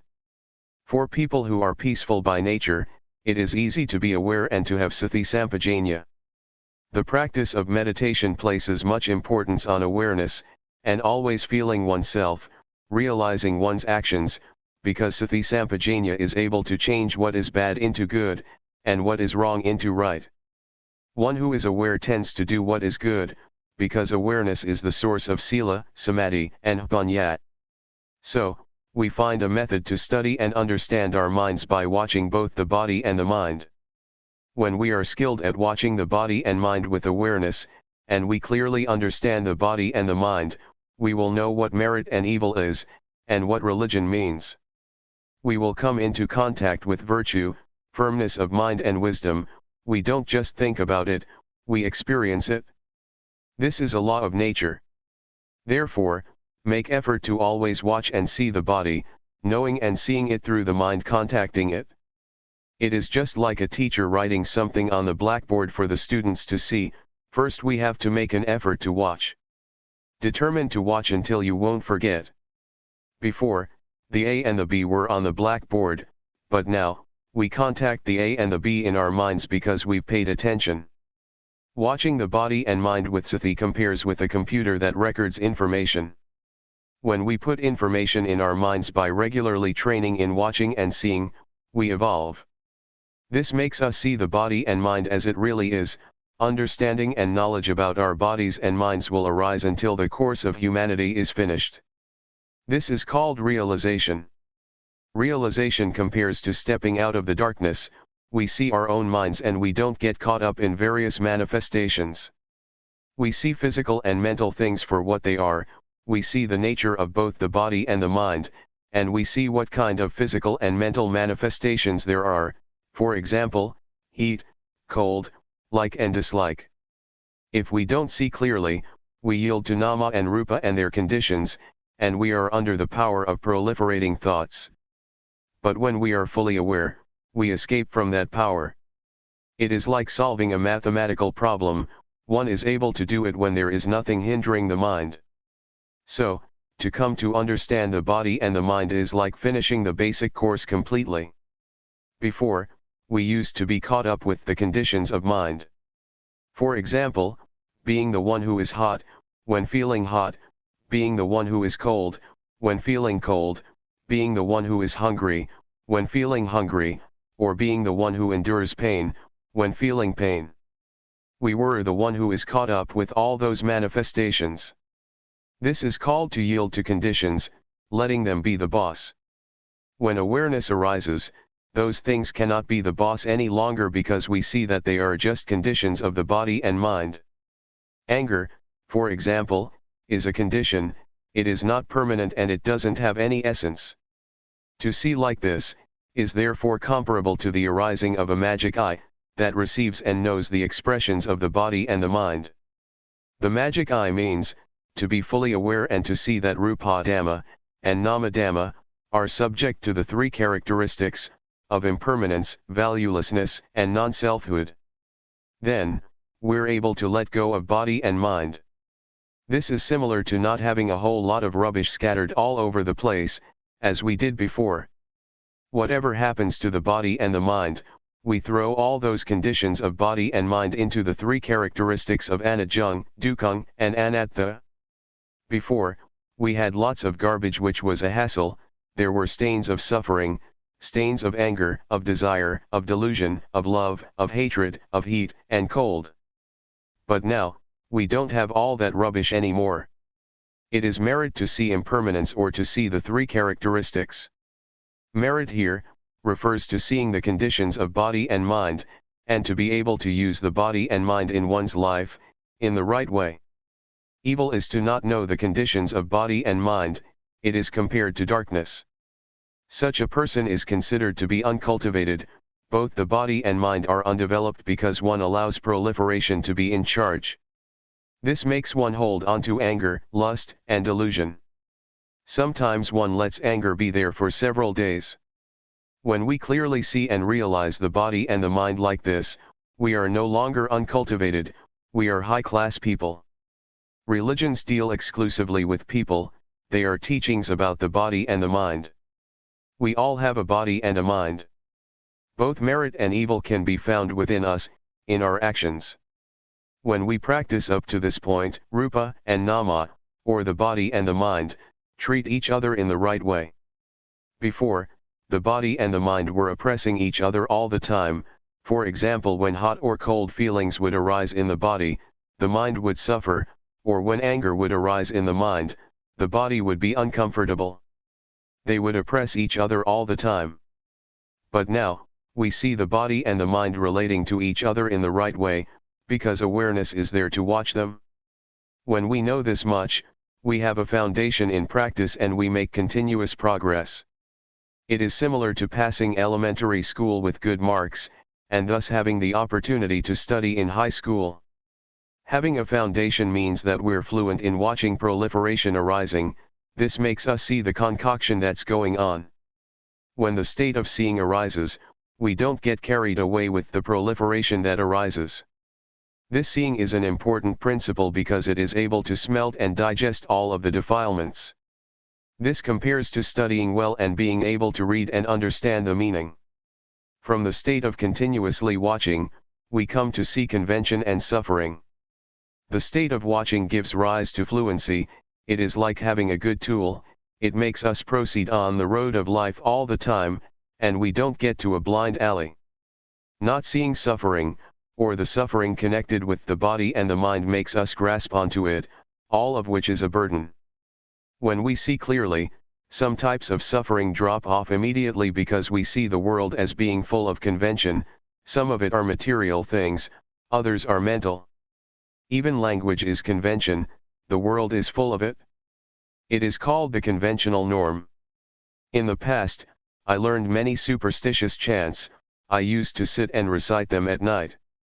I had verses for making holy water, for going into the forest, for dressing, for eating, for leaving the house and for catching cows and buffaloes, for all of it. It was over the top. The happiness I got from it was little, if any. It is like a trader in kapok or fiber, he or she gets little money. In terms of merit, it is little merit and it is not lasting. But now, I'm no longer a trader in kapok or fiber, now I'm a trader in diamonds and I get loads of money. Seeing convention makes one able to completely give up on those verses. For example, the chants about the 108 virtuous qualities of the Buddha, belief in various ceremonies, invulnerability verses, which one has to recite until one feels that one becomes big and one's skin becomes tough. These things I have completely discarded. Instead, lightness of body and mind arose. I realized what convention is.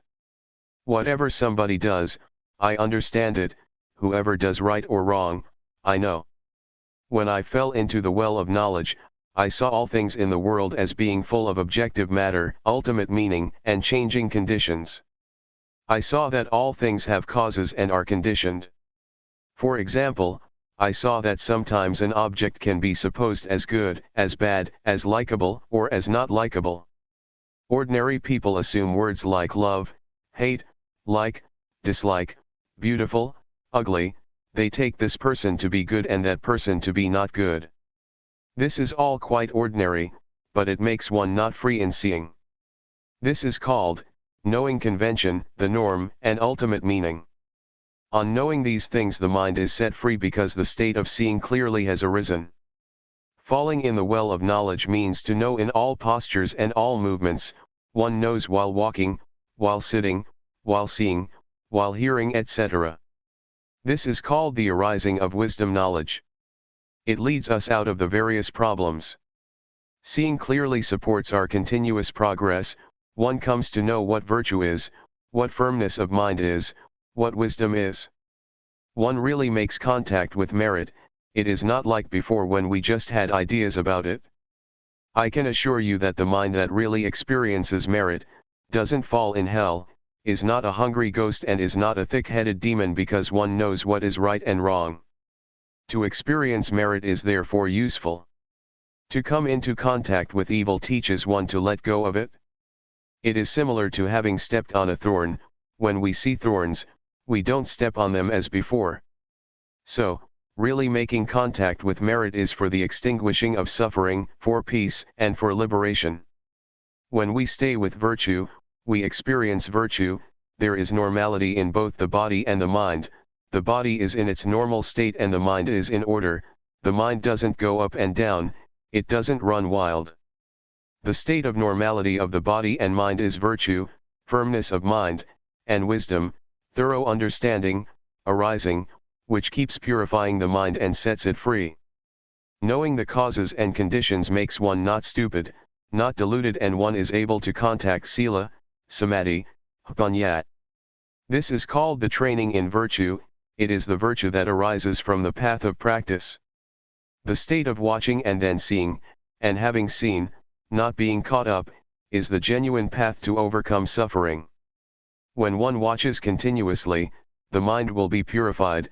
It is the living of the spiritual life. This is the way to come in touch with virtue. Always stay with this state. It is the training in sila. It is the virtue that melts and eats up the corruptions of mind, and one is able to let go of evil, do what is good and purify the mind. It can be taken that the training in virtue is really advantageous.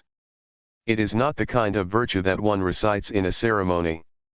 Right now, in carrying on with one's life, one can find virtue. One is then someone with real virtue. Sila makes the body, speech, and mind normal. At this stage, we have really become a human being, and really closed the door to hell and the evil destinations, because we know the path, we know virtue, firmness of mind and wisdom through experience. It is not knowing through memory, thinking or figuring things out. Rather, we meet and see, we experience sila, samadhi and panya, we experience the noble path and the spiritual life, brahmacharya, which is purity. Before, it was as if there was more than one person inside. One person was the watcher, one person was the thinker, and the one who made movements was still another person. But now, in the state of watching, all three come together as one. The state of watching arises when developing awareness with the movements of the rhythmic and walking meditation. It makes it easy to know and see the movements of the body and the mind, the concocting thoughts. In the past, proliferation would control us completely, and that would give rise to sleepiness, restlessness, doubts, etc. But with awareness, we are able to conquer proliferation, and those mind states no longer exist anymore. This compares to traveling on a highway. When we pass this town and that village, where do we get to and what is it like beyond there? Well, nobody has to tell us, we know, see, and experience that for ourselves, naturally. Next, one comes to know, see, and experience what angels are. Angels are people who are ashamed of doing anything that is evil. They don't dare to think evil thoughts, speak evil words, or do evil things. Before, I used to understand that angels were up in the clouds. I thought that there was a heaven up there. It's all right to believe that, but those angels cannot help us. The kind of angels that arise within us refer to having a sense of shame of wrongdoing. One doesn't dare to think, speak, or act in evil ways. One doesn't even dare to think. This is what angels are. Angels are within us, so we don't have to bow to them, we don't have to pray to them. I had never thought like this or known like this, and so I would like people to study and come to know it, to practice with it. One day, as I was doing walking meditation, I thought to myself, this person probably doesn't know, that person probably doesn't know. I thought about my parents, my relatives. I wanted them to do walking meditation. I wanted them to sit down and build up awareness. I thought with loving kindness and compassion. I wanted to help them. Walking on the excellent path makes us go beyond being a man or a woman, being a hungry ghost, a demon, or a devil. One becomes a human being, one who has a superior mind. Someone with virtue, who lives one's life according to the noble path. One abandons what is evil and does what is wholesome. One's mind is like that of the gods. One knows merit and evil, and one genuinely understands Buddhism. This is what the excellent path leads us to see and understand. Religion exists in people's very hearts if those people refrain from evil, perform only good actions and their virtue is pure. But if one still thinks in evil ways, it can be taken that one hasn't reached Buddhism, even when one recites the words Buddhang, Dhammang, Sanghang, Saranang Gacchami, I take refuge in the Buddha, Dhamma, and Sangha. Religions teach people not to have suffering, religions teach people to do good. If one is still suffering, one is not reckoned as one who has reached the religion. One's life might become blemished, it might go downhill. When we arrive at religion, we relinquish evil and do only what is right. This compares to someone who does certain things, until he or she makes a living with it and is stable in it. He or she is able to depend on it, in order to live his or her life. This is how we experience things. The state of watching and then seeing, and when seeing, not being caught up, is the most concise action. It is like the Dhamma is really in our fist, we don't have to do a lot. Before, I was in a mess, I clung to ceremonies, clung to others and believed in rituals. I was even afraid of my own thoughts, because with thoughts come doubt, fear, love, and hate. But when full awareness arose, I wasn't like that anymore because I determined to only just watch.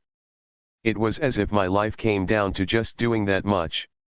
Studying and practicing until one reaches the state of watching and seeing, and not getting caught up, is the point of completeness, the point where all things come together. It is the diamond of the Dhamma, because one is able to smelt the fetters, 10 deep-rooted and subconscious tendencies in the mind. Seeing Rupa and Nama, seeing suffering, seeing convention and seeing the mind proliferating, gradually diminishes the ego. The mind gradually turns into one of a human being, which means that there is morality as a refuge. The way to hell and the bad destinations is closed off, because one refrains from evil, only does what is good and really makes the mind pure. The door of the truth is opened, the mind is free because one can destroy the ego. One abandons the first 3 fetters, namely, personality view, doubt, and attachment to precepts and practices. At this point, the mind changes and comes to see and understand.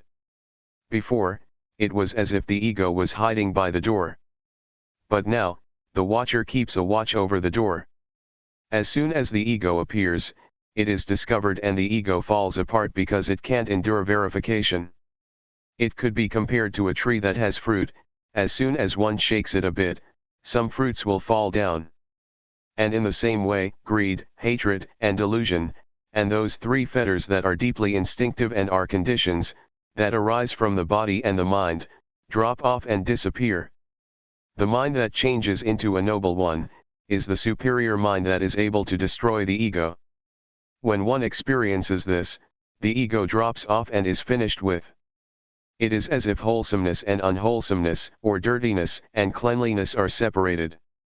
Being a noble one is to have this kind of excellent mind, this is how the mind changes. It is not a matter of changing clothes, or changing one's words, it is not a matter of ordaining, using this or that ceremony, that is just convention, that is being a monk through convention. But when one is a noble individual, one is far removed from suffering and defilement. Suffering and defilement are the enemies of life.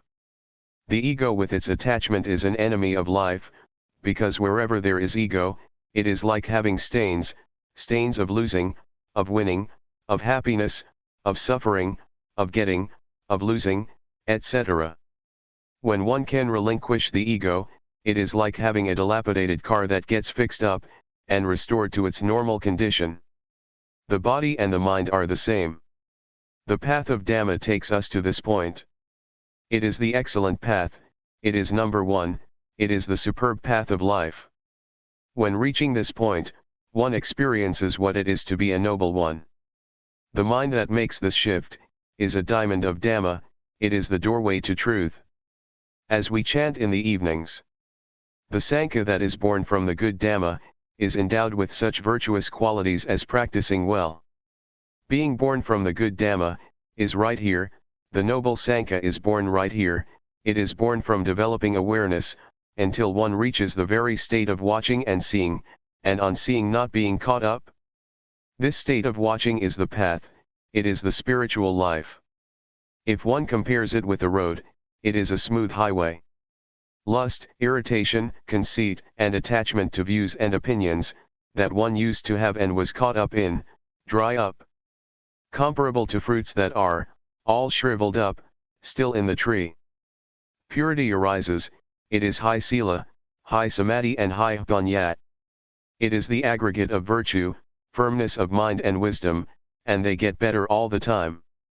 The body doesn't do anything bad, speech doesn't say anything bad, and the mind doesn't think anything bad. One is separated from evil and one gets further and further removed from enemies. Suppose, before, we were driving very slowly along a bumpy road full of holes, as soon as we get to the smooth highway, we can drive at ease and we don't get stuck, we can keep going. One becomes skilled at being in the state of watching, seeing because of watching, and on seeing not being drawn in, it becomes more and more an art. Whatever one does, if one is an artist, one can do it excellently. For example, a painter who uses just a single pen or a single brush. He or she is able to fluently produce an image of a mountain. It is a magical thing that improves continuously. I try to bring up comparisons through using convention, because the truth is sometimes hard to put into words. When the state arises where there is supreme virtue, firmness of mind and wisdom, the supreme spiritual life and supreme purity, one abandons the various things that used to intervene, both in the body and the mind, it changes altogether. Whatever passes, whatever one experiences, one really knows and sees it for oneself. It is like when we finish something, we know that it is finished. One reflects on the Dhamma that one knows and sees and liberated one, how did it arise? There is more and more a sense of separation and reflection, happiness and joy arise. It is comparable to being pulled along by a current, going to the sea, one doesn't have to make any effort. Or it is like a strong man, he is able to lift up weights immediately. It is the same with the paths and fruits of practice, from the first stage of enlightenment upwards. It is smooth and refined. This can destroy the ego, and the defilements starve. At this stage, no perception arises and there is no, deluded, identification, it feels like it's hard to think and get carried away. To go back and think in ways that make one be something or other, makes one's hair stand on end. Anyway, neither the mind nor the body would be caught up in it. The corruptions of mind shrink back. One can no longer think like that. Old perceptions have disappeared. It is as if one is born anew. Having arrived at this point, it seems as if the ego is gone. There is nobody left. The self has been burned up by knowledge. It is like shriveling up. It is the ending of all perception. The mind is free. It is as if a state arises that is parted, and disconnected, it looks vague and indistinct. The five aggregates that one used to cling to, that were the germ, now don't get anything to eat and so they starved and a separation takes place. Before, form, feeling, perception, volition and consciousness would work together, but they would each have their own function. Now, they dried up, everything shriveled up, as if they had become loose and come apart. Sometimes I would still be deluded enough to connect them, but they wouldn't hold together, even when connected, there were only just processes. All speech and all thoughts were purely just processes only. It was the end of proliferation in life, the finish of craving and attachment. When reaching this state, one knows that the paths, the fruits of practice and nibbana, really do exist. One knows that non-birth, non-aging, non-sickness, and non-death, really do exist. Luangpor Teean knew this matter, right at this point. The Buddha, the Dhamma, the Noble Sankhya, the paths, the fruits, and nibbana, really exist. We are really able to be liberated in this lifetime.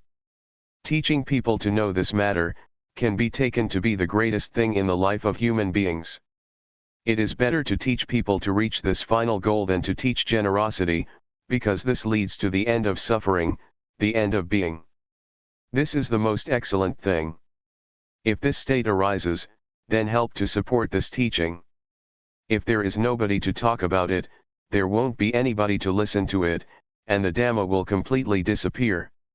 I consider talking about the truth to be my profession. When one takes the truth as one's profession, one has to talk. If nobody shows people how to practice, it will be the end of the truth.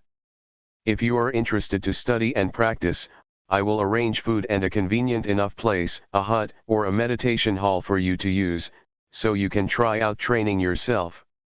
Before, I used to live out in the country, far from civilization. When many people would come to practice, there would be a problem. Sometimes there would be a deficiency of things, which would make it inconvenient for the practitioners. But at present, I have a place, and if you're interested, I will look after things. I will be your friend as far as I can. We will share happiness and suffering. Don't suffer by yourself. I'm sure that I won't lead you along the wrong path, because I have discovered the path to some extent. When seeing suffering, one discovers suffering. When seeing something that is wrong, one overcomes what is wrong, and when one discovers the path, one can reach the final destination. No matter whether you are ordained as a monk or not, I have a place prepared for you. If you have suffering, don't do anything else. I really have found the way out. It is the number one way. Reflect on this, but you shouldn't just use reasoning. You shouldn't create conflicts or just have blind faith. Don't be averse to anything. These words are just words. Once they have been received, they might disappear, but if you're interested, try out to practice. If you read these words and immediately confidence arises, it is not right. First, practice. If, having practiced, results arise, then be confident. If, having practiced, there are no results, then find another method. Meditation is something that has to be tried out through practice. When one experiences it by oneself, one's actions will sort things out, or destine the course of one's life, by themselves. It is not a matter of figuring things out or memorizing. One must put things into practice and one must experience things for oneself. Being aware is to develop the four foundations of awareness. Anybody who turns up the hand or makes other movements, and is aware of it, is practicing in the right way, because awareness is the sprout of enlightenment, that is, it makes wisdom spring up. One must start up from this point of making use of movements. It really is the birthplace of the four foundations of awareness. This really is the excellent path. It is called, Agamagko Visuddhya, the excellent path for purification. Buddha arises from building up a lot of awareness. One has to do that oneself and practice oneself. The method of developing awareness, as Luangpor Teean teaches, is really up to date. The more diligent one is in building up awareness, the more one knows, sees, and understands one's life. Awareness is with us all, as long as we have a body and a mind. To have awareness is the treasure of a human being. It is the same for all of us, without exception. No matter what country you live in, what nationality you may have, or what language you may speak. Be aware. Just raising the arm, feeling it, is already good enough. Guidance to train oneself. We must use our lives to train ourselves diligently. We must take ourselves to the ultimate and final goal. This is called an excellent life. If we don't train ourselves, it is easy to get involved in things. For example, if there is suffering, we suffer until we die. So we have to train diligently in order to overcome doubt, worry, sadness, anger, desire, delusion, etc. This is called following a good example. The characteristics of our thoughts are the same, they don't differ much. Whatever one is familiar with, one thinks about that, following our disposition and character. The environment has an influence on our lives. For example, someone is born in a good family but the environment is no good, and it gives that person information that is no good. the result is that that person receives bad information. A bad past leads life to delusion and bad actions. This is a law of nature. There are certain states of mind that we shouldn't surrender to, such as doubt and worry, because we still have a way out. Try to reflect on the examples that good people set. The Buddha, for instance, he is the founder of a religion, the enlightened one, the one who clearly understands the world. We should study his example, so that we will understand why the Buddha, the Dhamma, the Sangha, religion, merit, heaven, and Nibbana, really do exist. If we still have doubt about this, it means that we still have suffering. We must understand these matters clearly and go beyond doubt. If one still tries to figure these things out, still doubts and worries, one still suffers. These things should be understood clearly and doubt should be done with, because there are teachers that can teach us how to know and see these things. In the past, I heard that Luangpor Teean Jittasubho was a teacher who taught how to clearly understand merit and evil, heaven and hell, and the paths and fruits of practice. Since I had doubts about practice, I went to study with him. When I first set out to practice, I still held on to views and opinions, and didn't accept certain things that Luangpor taught. I would use reasoning to contradict his teachings, and consequently like and dislike would arise. These things are hindrances that prevent knowledge and understanding from arising in practice. Therefore, when a teacher gives advice, one should first study and try it out through practice. Luangpor Teean taught me to develop awareness, which I had never come across or seen before. He taught me to have sati, and to be diligent in building up lots of awareness. Awareness, as I had learned it as a child, and at the time that I was studying the Dhamma, meant to recollect. I had trained in awareness with other methods, for example the kind of meditation where one sits with eyes closed and recites a mantra, in order to make the mind peaceful. I used to do it that way. Everybody seemed to be teaching like that, to sit with the back so straight that one starts to sweat and one gets backaches. Some people are very serious and force themselves. That's the way that I used to do it. I trained in this until the mind became peaceful, and happiness arose which was pleasant. When I trained with Luangpor Teean, he taught me to be aware and not to go for peacefulness. He taught not to control thoughts but to just know indifferently, which was certainly a strange way of teaching. Before I could catch the awareness in practicing, there were definitely many things that snared me. Sometimes, I fell back to my old practices, and as soon as I would raise my arms to do the rhythmic meditation, I would go back to being peaceful and stay with happiness, because that was more convenient than diligently knowing. An old man of over 70 practiced together with us. He advised me not to just sit there being peaceful, because that is not useful at all, but rather, to be diligent in building up the quality of knowing, to be aware while making movements. He kept guiding and looking after me. In the end I asked myself, what's the point of being fooled by thoughts?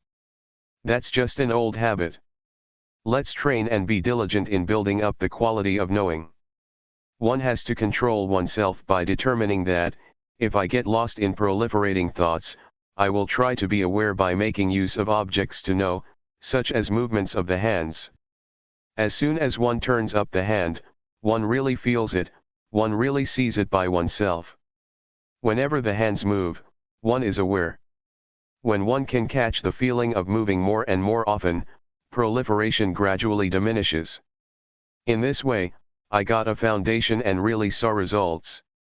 Previously, I used to think about the future and the past, but now concoction would stop on seeing thought, and I would stay with the present, stay with the movements. One really knows the movement of turning up the hand, one doesn't have to wait for even a second. One knows again and again, one really knows many times. When there is truly a lot of knowing, one becomes diligent in building up the quality of knowing continuously, just as when one keeps diligently working and gets lots of work done. So, if one really catches the quality of knowing, and one is really diligent in building it up, one gets plenty of knowing. It is useful to have lots of knowing, because whenever one gets lost in thoughts, going all the way into the past or the future, the quality of knowing pulls one back, so that one doesn't easily flow with thought. Whenever one is swept away with proliferating thoughts, one immediately comes back, one is really able to come back. We're able to train and give rise to the quality of knowing in the various postures, for example, while doing walking meditation, or making movements with the arms. Whatever you take hold of, know it. The breathing, know it. Just have only this quality of knowing, and you will have a foundation. Before, I used to stay with the breathing. I would recite a mantra and seek peace, I would force myself to be peaceful. It is useful to practice like that because one gets peaceful and understands what peace is. But when I reached the state of knowing, I understood that the state of being aware and awake is something different from peace altogether. Awareness gives rise to knowing, one doesn't stay with peace. When we blink our eyes, we can know, when we swallow saliva, we can know, moving a finger, we can know, breathing, we can know. Whenever we touch something, we can know. These are examples. Therefore, creating this quality of knowing is a kind of art. It can be created in all postures and movements. All it takes is that one puts forth effort to know what's happening within one's body. It is comparable to having a set of tools that one uses to build up lots and lots of knowing. If one does it in the right way, diligence arises. There is an old saying that says that it is as easy as rolling a boulder downhill. But if one doesn't do it in the right way, it is as hard as rolling a boulder uphill. When one does it right, one gets a foundation and one becomes diligent to practice and build up awareness, without anybody having to tell one tells oneself and creates plenty of knowing. One becomes diligent to know in using one's daily life, always trying to find ways to be aware. Even though at times people or friends cause us to get lost, we make effort to avoid that. We are careful to take the chance, to know for ourselves the things that arouse knowing, nobody has to tell us. It's like working, when we do it right we are diligent and fluent, but if we don't do it right it's like banging our head against a brick wall. We know and see for ourselves what delusion is like and what knowing is like. We know and see what the advantages and disadvantages of knowing and delusion are. And so, we prevent and deal with things automatically. One has the answers oneself and doesn't have to ask anybody. If there is a lot of knowing and one knows for long periods of time, one will see the conditions of the body, because the quality of knowing is the one who watches the movements. However, this doesn't mean that one will see this immediately because sometimes, as the body is moving, instead of just seeing the body, there are things that make us get lost, for example, feelings that arise due to unintentional thoughts, or various moods, either coming from the body or the mind. These things incite us to get lost but we don't. These things are there but now we have seen that they are just feelings. People who have trained in meditation before, will just meet with coarse feelings, and the refined feelings that exist in the body and the thinking mind, they won't see. If we build up the quality of knowing until it is the boss, it will be able to distinguish delusion from knowing, even though delusion, proliferation, was in charge before. We will be able to pass through subtle feelings without having to get involved. It compares with traveling and passing through various villages, we leave this and that town behind us, and pass through without getting involved. But someone who easily loses awareness, is incessantly interested in the thoughts that come up, reasoning in every way, and loses a lot of time by thinking. Like, dislike, and all the rest of it arise. This is someone who is not determined to walk the path. The Buddha said that, someone who is heedful is awake when others are asleep, such a one leaves foolish people far behind, just as a well-trained horse leaves a horse without strength behind. Not getting involved with proliferating thoughts that arise is like this, one moment of knowing is to be removed one moment from not knowing, from delusion. One gets further and further removed and one becomes skilled in knowing, it is easy to know. Before, it was easy to get lost, but when one trains oneself it becomes easy to know. The feelings and the various thoughts that make the body move are, nama dhamma. When the quality of knowing sees this, one understands the body. Before, the quality of knowing wasn't there yet, and one had not yet discovered that it is thought that orders the body around. One assumed that there was a self that was moving. But when one understands Rupa and Nama, one understands that Rupa is something solid, composed of many things. One knows heat, cold, hunger, and pain, because of Rupa. Nama is the mind, feelings and thoughts. It receives and knows all kinds of things. There are innumerable conditions that arise together with the mind. Anger, worry, desire, and delusion are some examples of coarse ones. They make the mind run wild and it takes them to be self. Actually, they are not self, but one doesn't know that they are conditions of mind, and so one acts following them, until those various conditions give rise to a sense of self, of me, being like that. But when the knowing watches and sees them, one understands that they are only just conditionings of the mind, and one can let go.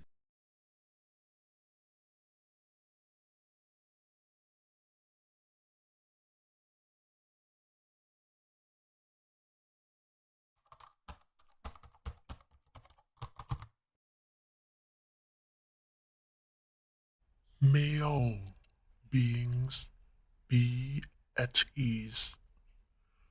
Whatever living beings there may be, whether they are weak or strong, omitting none, the great or the mighty, medium, short or small, the seen and the unseen, those living near and far away, those born and to be born. May all beings be